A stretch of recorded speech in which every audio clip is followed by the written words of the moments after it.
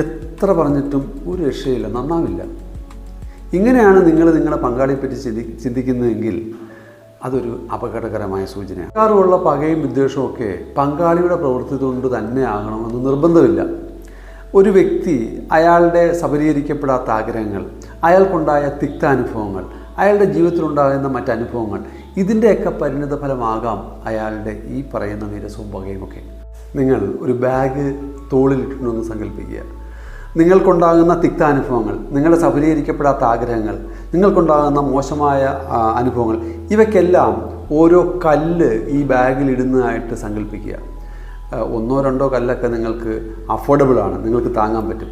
പക്ഷേ ധാരാളം കല്ലുകൾ വന്ന് നിറഞ്ഞ് കവിഞ്ഞാൽ, ഓരോ ദിവസവും വന്ന് കൂടിക്കൊണ്ടിരുന്നാൽ നിങ്ങളുടെ ആരോഗ്യം ക്ഷയിക്കും, നിങ്ങൾക്കത് താങ്ങാൻ പറ്റില്ല. ഇതേപോലെ തന്നെയാണ് പകയും വിദ്വേഷവും.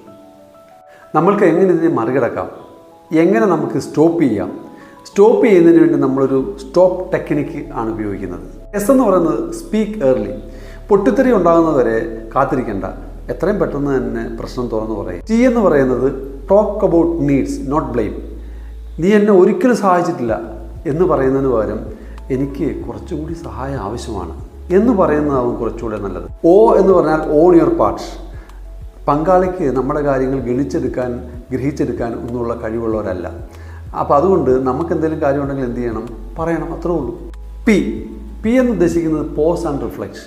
എനിക്കെന്താ വേണ്ടത് അത് തുറന്നു പറയുക.